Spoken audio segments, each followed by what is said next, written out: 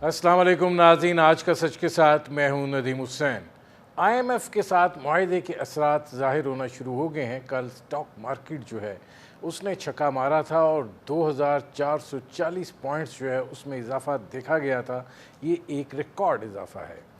कल चूँकि public matters के लिए बैंक्स बंद थे, आज बैंक्स खुले और देखा ये गया कि इंटर बैंक में डॉलर की कीमत जो है उसमें 10 रुपये 43 पैसे की कमी हुई और 275 रुपये 55 पैसे पर डॉलर जो है वो बंद हुआ।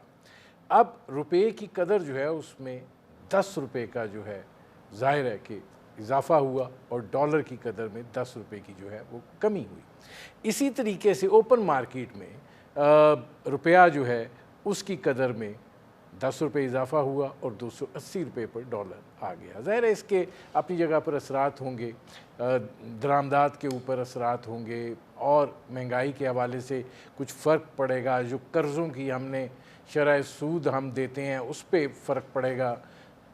लेकिन हालात जो हैं वो ज़ाहिर है कि एक बड़ा मुश्किल पीरियड गुज़रा है।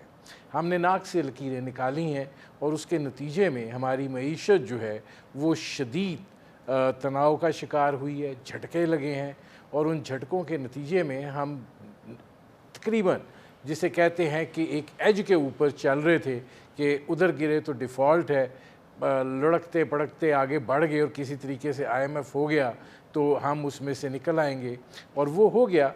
और ज़ाहिर है कि उसके नतीजे में अब कुछ बैनुल-अक़वामी सतह पर पाकिस्तान की जो मालियाती पोजीशन है और जो हमें फॉरेन फंडिंग रिक्वायर्ड है उस लिहाज से हमें एक हौसला जो है वो मिला है। लेकिन फिच जो है वो अभी भी ये बात कह रही है कि पाकिस्तान की मईशत जो है वो भी खदशात का शिकार है, और उन्होंने कहा है कि अगर करंट अकाउंट खसारा बढ़ता है तो फिर IMF से जो फंडिंग आ रही है वो नाकाफ़ी होगी। इसी तरीके से मूडीज़ जो है वो भी कह चुका है कि शॉर्ट टर्म के लिए तो ठीक है, क्या पाकिस्तान जो है जो IMF के साथ मामला हुआ है उसमें 3 अरब डॉलर जो है वो इस्तेमाल कर सकता है। इसी तरह पाकिस्तान को 25 अरब डॉलर की इस साल अदायगी करनी है और उसके लिए आपको बैरूनी ज़राए से वसाइल को इकट्ठा करना है। और ज़ाहिर है कि पाकिस्तान की दौड़ें जो हैं अब IMF के बाद सऊदी अरब और UAE की तरफ होंगी, और दूसरी तरफ जो बैनुल-अक़वामी मालियाती अदारे हैं उनके साथ भी पाकिस्तान जो है वो नेगोशिएट कर रहा होगा। लेकिन एक मसला और भी है, और वो मसला ये है कि सियासी तौर के ऊपर इस हुकूमत का बहुत थोड़ा वक्त रह गया है। अब उसके बाद जो है अगर आप इंतखाबात में जाते हैं और केयर टेकर सेटअप आता है तो क्या वो इतना स्मार्ट और एफिशिएंट होगा, और क्या वो गवर्नेंस जो है वो ऐसी प्रोवाइड कर सकेगा जिसमें जो हमने यकीन दहानियाँ IMF को करवाई हैं वो जो है उनका तसलसल जो है वो बरकरार रह सके।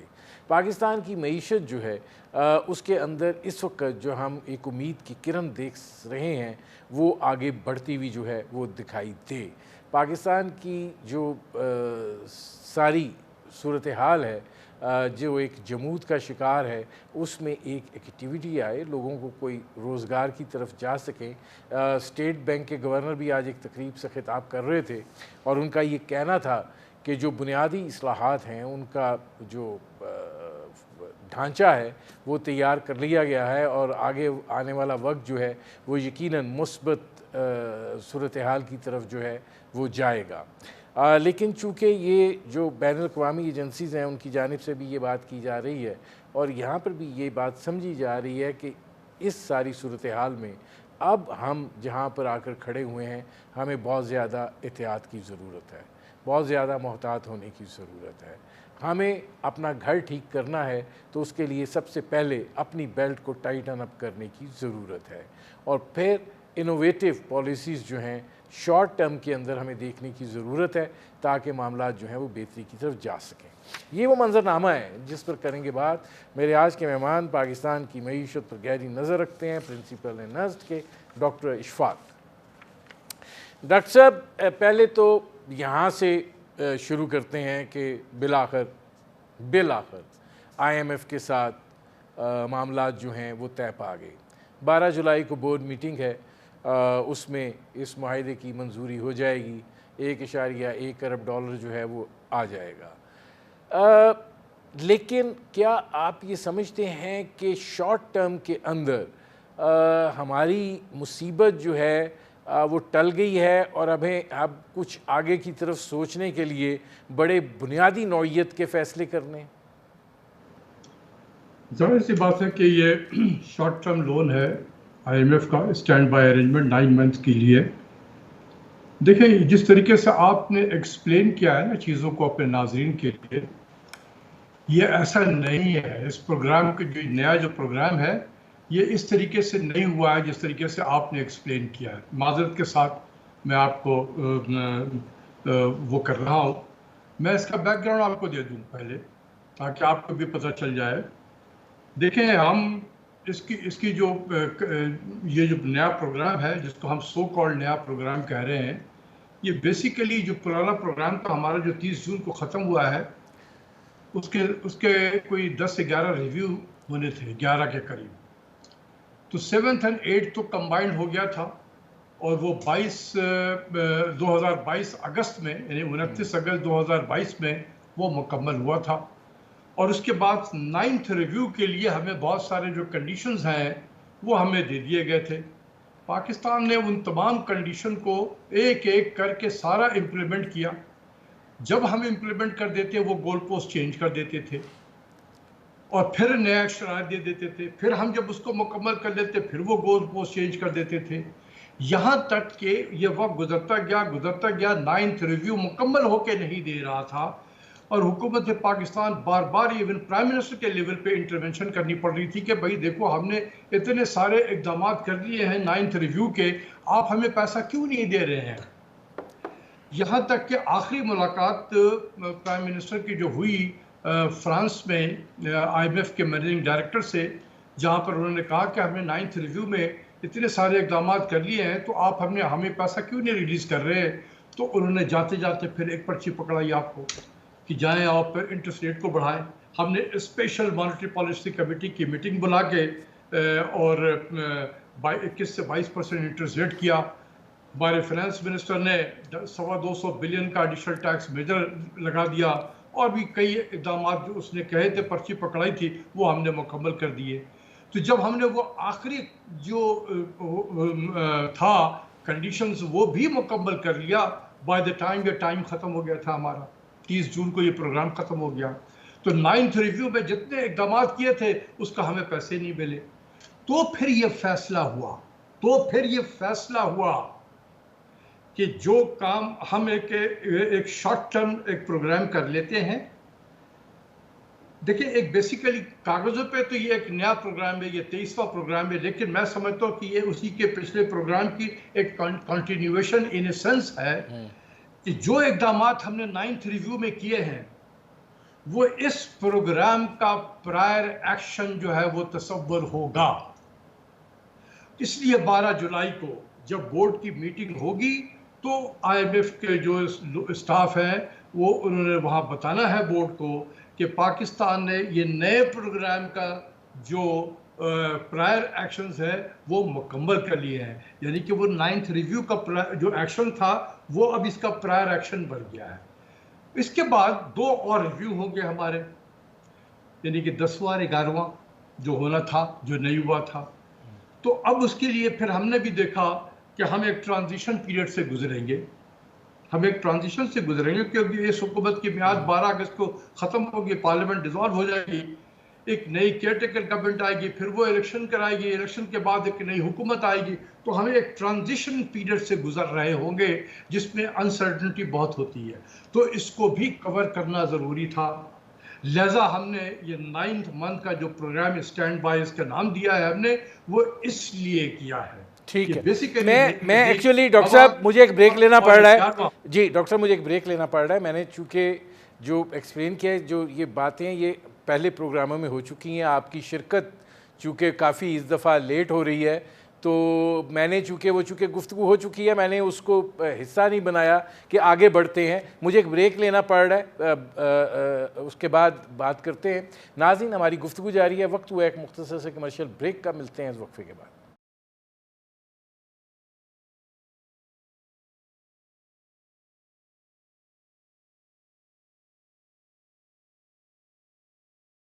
Welcome back. اچھا ڈاکٹر اشفاق صاحب, اب ایک بنیادی سوال, پھر آگے ذرا چلتے ہیں چیزوں پہ.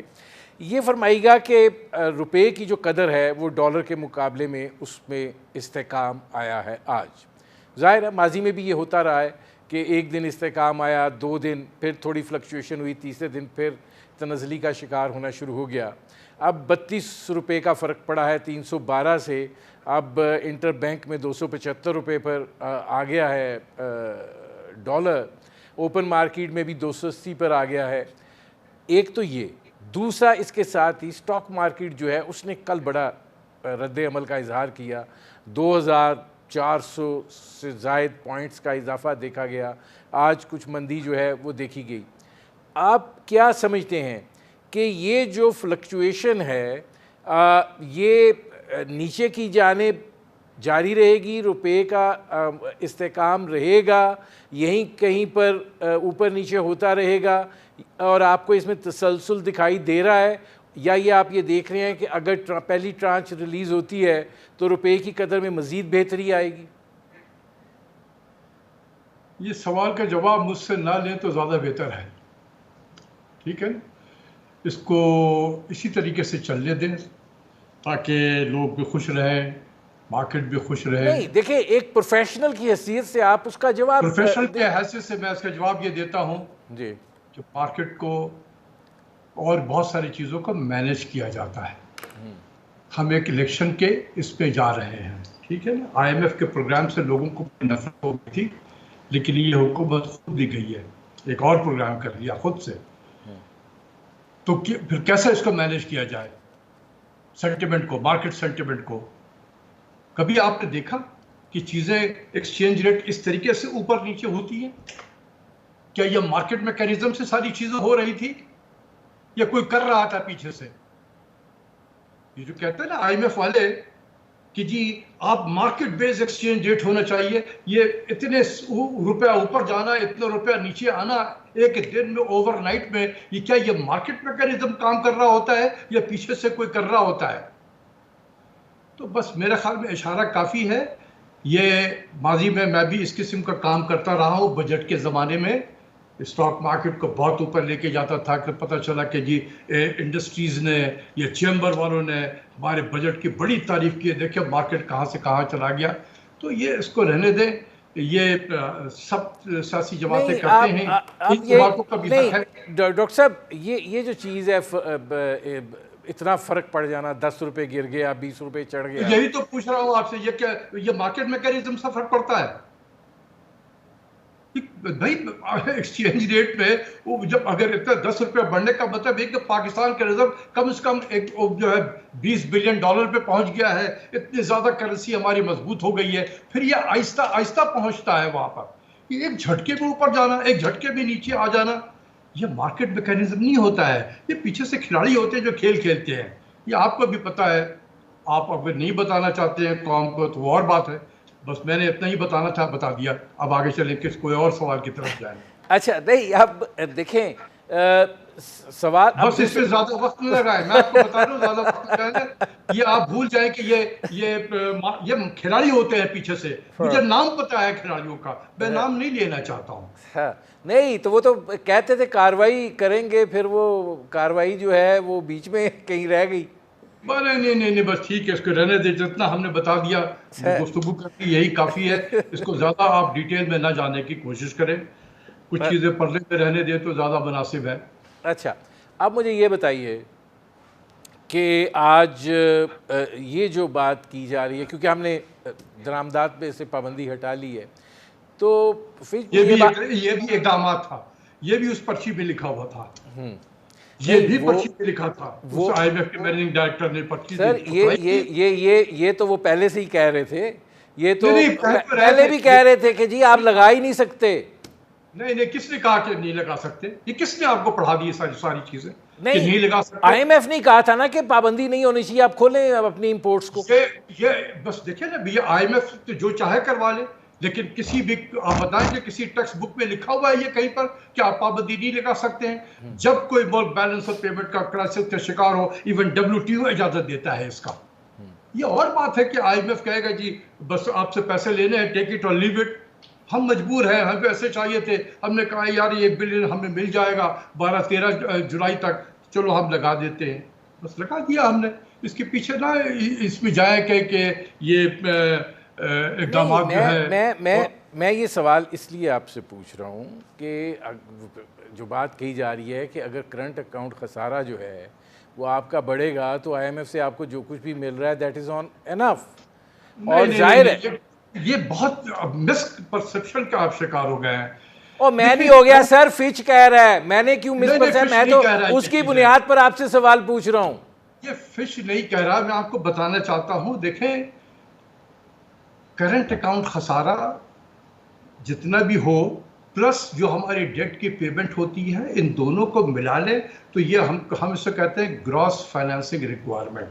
پھر ہمارے پاس انفلوز ہوتے ہیں, تو پھر اس میں جو گیپ ہوتا ہے وہ ہم کہیں سے پورا کرنے کی کوشش کرتے ہیں, اور کہیں سے بھی پورا نہ ہو تو پھر lender at the last resort کے پاس جاتے ہیں, جو ہم آئی ایم ایف کے پاس جاتے ہیں. اس سال کا جو کرنٹ اکاؤنٹ کا خسارہ ہے یہی آئی ایم ایف تھا جس کے اپنے رپورٹ میں آپ دیکھیں لکھا ہوا ہے کہ $10 بلین کے قریب کرنٹ اکاؤنٹ خسارہ ہوگا, جو تقریباً 3.2 بلین ڈالر سے زیادہ نہیں ہوگا اس سال. تو کدھر گیا اس کی ایسٹیمیشن؟ جو اگلے 1 مہینے کی فورکاسٹ نہیں کر سکتا ہے جو ادارہ, ہم ان کے نمبر کو لے کر اتنے شور مچا رہے ہوتے ہیں. آپ ان کی رپورٹ دیکھیں. پھر یہ آیا کہ جی 3 سال میں ہمیں $70 بلین کی پیمنٹ کرنی ہوگی. آپ بھی پروگرام میں یہ باتیں کرتے رہتے تھے, جو آپ کے مہمان آتے تھے وہ بھی یہی کر رہے ہیں. اگلے اس میں 10 بلین پیمنٹ کرنی ہے, تو اگلے 1 سال میں $25 بلین پے کرنی ہے. کدھر چلا گیا وہ سب ڈالر؟ نہیں, ابھی پھر یہ کہا جا رہا ہے $25 بلین پے کرنا ہے. یہ کہا جاتا رہے گا, یہ ایک طبقہ ہے پاکستان میں آپ سے اچھا چلیں, میں آپ سے یہ سوال کرتا ہوں کہ ایگزیکٹلی کتنا پے کرنا ہے اس سال. میں ان سب چیزوں پہ نہیں پڑھتا ہوں, مجھ سے یہ سب چیزیں بہت ساری اسٹریٹجک نیچر کی چیزیں ہوتی ہیں, میں ٹی وی پہ نہیں بولتا ہوں. مجھے پتا ہے کہ میرے بولنے کے کیا اثرات ہوں گے. نہیں, پیمنٹ کتنی کرنی ہے اگر آپ $25 بلین کے رہنے دے, مجھے پتا ہے کہ کتنی کرنی ہے, اس سے بہت کم ہے بس. اس کا مطلب یہ ہے کہ پاکستان جو ہے اس کے لیے یہ اگلا سال بھی جو ہے وہ مشکل نہیں ہے. وی ول میک, ہم اپنی پیمنٹس کریں گے. 11 سال ہو گئے, 11 مہینے گزر گئے ندیم صاحب آئی ایم ایف کے پروگرام کے بغیر. اسی پروگرام میں ہو اگر نہیں ہوا تو ہم تباہ ہو جائیں گے, اگر نہیں ہوا تو برباد ہو جائیں گے. یار 11 مہینے ہو گئے لاسٹ ریویو کے بعد سے, ہم تو برباد نہیں ہوئے. تو اگر نہ ہوتے تو کیا ہم برباد ہو جاتے؟ کمال کی بات ہے یار, یہ ملک ہے, کوئی مذاق تو نہیں ہے نا. نہیں, وہ تو پرائم منسٹر صاحب بھی کہہ رہے ہیں کہ چین اگر ہماری مدد کو نہ آتا اور $5 ارب رول اوور نہ ہوتے تو مسئلہ پھر کہانی کہیں جاتی. کہیں نہ کہیں سے تو چیزیں ہو ہی رہی تھی نا, کہیں نہ کہیں سے چیزیں سے یہ ہوتی رہتی ہیں, ہمیشہ سے ہوتی رہی ہے. نہیں, آپ کا کیا خیال ہے کہ یہ تسلسل آگے چلتا؟ دیکھیں بس رہنے دیں آپ, بالکل چلتا. اب 11 مہینے چلا تو کیا اور 11 مہینے نہیں چل سکتا تھا؟ لیکن ڈاکٹر صاحب اس کے اثرات کتنے گمبھیر ہوئے ہیں. مہنگائی کہاں پہ چلی گئی ہے, انڈسٹری آپ کی بند ہونے پر پہنچ گئی ہے, ملک کے اندر جو اکنامک ایکٹیویٹی ہے وہ جمود کا شکار ہو گئی ہے. حالانکہ ہماری ترسیلات زر اتنی آتی ہیں, جو آپ کی اس سال قربانی ہوئی ہے وہ 25% کم ہوئی ہے, جو معمولی فگر نہیں ہے گزشتہ سال کی نسبت. دیکھیں بات یہ ہے کہ جب ملک بیلنس آف پیمنٹ کرائسس کا شکار ہو اور آئی ایم ایف میں بھی ہو تو اس بات کی عکاسی ہے کہ اس ملک کا ایکسٹرنل بیلنس آف پیمنٹ ٹھیک ہی نہیں ہے. تو پھر آپ سمجھے, تو پھر وہ ملک نارمل حالات میں کوئی بزنس ایکٹیویٹی نہیں کر سکتا ہے. یہ اصول ہے, ٹھیک ہے نا. کیونکہ جو اسٹیٹ بینک جس کی ذمہ داری ہے فارن ایکسچینج ریزرو کو مینٹین کرنا, وہ کرے گا کسی نہ کسی طریقے سے اس کو مینٹین. 11 مہینے اس نے مینٹین کیا ہے. یہ بالکل اسی طریقے سے ہے کہ اگر آپ کا بینک بیلنس گرتا چلا جائے, آپ کی آمدنی نہیں ہو رہی ہے, بینک بیلنس پہ اضافہ نہیں ہو رہا, لیکن ہر مہینے آپ خرچ کر رہے ہیں اور اپنا بل دیے پیمنٹ کرتے چلے جا رہے ہیں, تو آپ کا ڈپازٹ جو ہے بینک میں وہ گرتا چلا گرتا چلا جائے گا. ایک وقت آئے گا کہ آپ بہت سارے جو کام کر رہے تھے وہ نہیں کریں گے آپ, آپ نے مینج کرنا ہے اپنی چیزوں کو آگے چل کے. تو بالکل اسٹیٹ بینک اسی طریقے سے مینج کرتا رہا ہے. یہ بہت مشکل کام تھا لیکن انہوں نے اس کو مینج کیا. لیکن ہم جو پاکستانی ہیں ہم سمجھتے کہ وہ ہمارے کاروبار میں فرق پڑ گیا ہے, ہمارے لیونگ سٹائل میں فرق پڑ گیا ہے, تو یہ تو اچھی چیز نہیں ہو رہی ہے. بھائی دونوں چیزیں نہیں چل سکتی ہیں. جیب میں پیسے ہوں گے تو پھر لائف سٹائل اسی طریقے سے ہوگی, بزنس اسی طریقے سے ہوگا, کارخانے اسی طریقے سے چلیں گے. جب میں کہتا رہا تھا پچھلے 4.5 سال سے, آپ کے پروگرام میں بھی کہتا رہا کہ جس selective and yet aggressive import compression policy کریں, آپ امپلیمنٹ کریں. ہم سوتے رہے 4.5 سال سوتے رہے. جب پلوں کے نیچے سے پانی بہا تو ایک دم ہم نے سارے امپورٹ پہ پابندی لگا دی. تو جب ہم نی جرک ریئیکشن کریں گے تو یہ ہوگا. اور وہ انہوں نے جو کیا ہے وہ ٹھیک کیا ہے, میں ان کو دوش نہیں دیتا ہوں, کیونکہ انڈر دی سرکمسٹانسز اگر میں اسٹیٹ بینک کا گورنر ہوتا میں بھی یہی کام کرتا, کیونکہ میں نے ملک کو بچانا تھا, ملک کے ہونے سے بچانا تھا. مجھے ایک بریک لینا پڑ رہا ہے, میں واپس آتا ہوں. ناظرین ہماری گفتگو جاری ہے, وقت ہوا ہے ایک مختصر سے کمرشل بریک کا. ملتے ہیں اس وقفے کے بعد.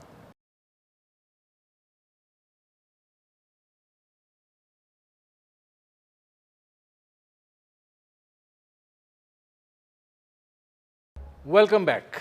ناظرین میرے آج کے مہمان ڈاکٹر اشفاق, ان سے ہماری گفتگو جو ہے وہ جاری ہے. اب ڈاکٹر صاحب گزارش یہ ہے کہ وسائل تو پھر آپ نے جنریٹ کرنے ہیں نا, اور وسائل جنریٹ کرنے کا ذریعہ جس حالت میں ہم اس وقت تھے وہ آئی ایم ایف سے ہی گزر کر جاتا ہے, تو کیا کرتے؟ یہ دیکھیں, میں تو یہ کہہ رہا ہوں کہ یہ جو پروگرام ہوا ہے اسٹینڈ بائی, یہ وقت کی ضرورت تھی. یہ میں بھی کہہ رہا ہوں, یہ میں خود کہہ رہا ہوں, کیونکہ میں بہت زیادہ مخالف ہوں آئی ایم ایف کے پروگرام کا, کیونکہ مجھے پتہ ہے کہ اس پروگرام نے, میں آپ کے بھی نالج میں اضافہ کرتا چلوں, اس پروگرام نے 4.5 سال ہم نے گزارے ہیں آئی ایم ایف کے پروگرام میں, $135 بلین کا اس ملک کو فائنینشل نقصان پہنچا ہے. $135 بلین. 13 سال وار آن ٹیرر میں پاکستان کو فائنینشل کاسٹ ہوا تھا 130 billion. This was more than the war on terror on Pakistan. تو میں اسی لیے اس دن سے کسی لیے لوگوں کو روکتا رہا کہ خدا کے واسطے نہ جاؤ. نہیں ڈاکٹر صاحب, اب اس میں ایک سوال ہے نا کہ اگر آپ یہ کہہ رہے ہیں کہ $135 ارب کا نقصان پہنچایا ہے, تو ذرا اس کو ایکسپلین کریں گے کہ کیسے پہنچایا؟ انٹرسٹ ریٹ کو صرف 2 پالیسیز کی بات کر رہا ہوں, صرف 2 پالیسیز, انٹرسٹ ریٹ اور ڈیویلیویشن. صرف انٹرسٹ ریٹ ڈی ویلیویشن کا جو کمبائنڈ امپیکٹ ہے وہ $135 بلین ہے. صرف اپریل 2022 سے لے کر مارچ 2023 تک کے کا نمبر ہے, $63 بلین کا نقصان ہوا پاکستان کو. یہ سب دیکھیں, ہم جب بات کرتے ہیں تو کیلکولیشن کر کرتے ہیں, یہ ہواؤں میں بات نہیں کرتے ہیں. کسی کو شک ہے آ جائے میرے پاس نیسٹ میں, میں ان کو دکھاتا ہوں کیسے کیلکولیٹ کیا ہوا. لیکن ڈاکٹر صاحب اگر یہ صورتحال تھی تو ڈالرز تو ہمارے پاس, ڈالرز کا ہی تو کرائسس ہے, وہی نہیں ہے, تو پھر آپ ظاہر ہے روپے نے تو گرنا ہے اور اس کے اوپر پھر آپ کو نقصان بھی اٹھانا ہے. یہ روپیہ جو گرا ہے, یہ ابھی جو چڑھا ہے, یہ کیا مارکیٹ میکینزم سے چڑھا ہے ابھی, یا جو ماضی میں نیچے آیا تھا کیا یہ مارکیٹ میکینزم سے آیا تھا؟ خود سوچیں نا, آج جو کل جو ہوا ہے یا آج جو مارکیٹ میں ہوا ہے, اسی کو آپ پیچھے کی طرف لے جائیں اور دیکھیں, خود فیصلہ کریں کہ کیا یہ مارکیٹ ڈالر کی کمی کی وجہ سے ایکسچینج ریٹ نیچے جا رہا تھا, کیا آج ڈالر آسمان پہ ہمارے پاس پہنچ گیا ہے ہمارے خزانے میں کہ ایک دم 15 سے 20 روپے اوپر چلا گیا؟ سوچا کریں. نہیں وہ سوچ رہے ہیں, میں اصل میں اب بہت سی چیزیں ہیں نا کہ جو سرکار سے پوچھنے کی ہیں کہ بھائی جان جب یہ میکینزم اوپر نیچے ہوتا ہے, آپ نے وہ ان سے پوچھیں گے آئیڈینٹیفائی بھی کیا تھا, تو آپ نے اس کا کیا نتیجہ نکلا, وہ جرمانے بھی پتہ نہیں ہوئے کہ نہیں ہوئے. لیکن اب ایک اگلا سوال یہ ہے, سرکار سے نا جا کے پوچھیں, فائنانس منسٹر سے پوچھیں, یا ابھی جو گورنر اسٹیٹ بینک جس نے آج پریس کانفرنس کی ہے کراچی میں, کیا آپ کا نمائندہ نہیں تھا وہاں پر؟ وہ نمائندہ پوچھ نہیں سکتا تھا؟ یہ بھی ڈاکٹر اشفاق نے بتانا ہے یہاں ٹی وی پہ بیٹھ کے؟ نہیں اب یہ بتائیے ڈاکٹر صاحب, گزارش یہ ہے کہ ظاہر ہے کہ اب ایک سٹینڈ بائی ارینجمنٹ تو ہو گیا ہے, اب اس سٹینڈ بائی ارینجمنٹ کے نتیجے میں آپ کو آگے کیا صورتحال دکھائی دے رہی ہے کہ کوئی پہیہ چلنے کی امید ہے اور صورتحال کوئی کنسالیڈیٹ ہونے کی امید ہے کہ ہم پھر اس کے اوپر آگے بڑھ سکیں؟ بھائی میرے 35 سال سے ہم آئی ایم ایف میں ہیں، تو کیا بہتری ہو گئی ہے ہمارے یہاں پر؟ جو 9 مہینے میں اس آئی ایم ایف کے پروگرام سے بہتری ہو جائے گی؟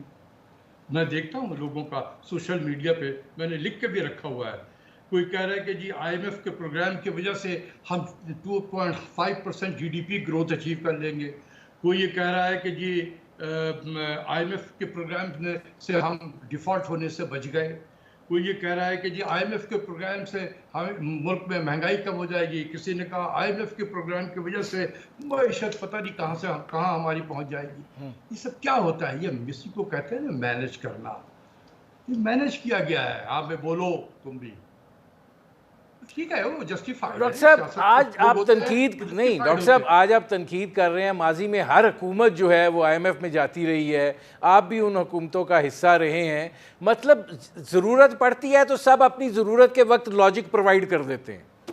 نہیں دیکھیں لاجک، میں تو ہمیشہ سے آپ کو کہہ رہا ہوں کہ میں آئی ایم ایف کے پروگرام میں جانے کا مخالف ہوں، ہمیشہ سے کہتا رہا ہوں، میں تو perhaps I'm the only one in this country۔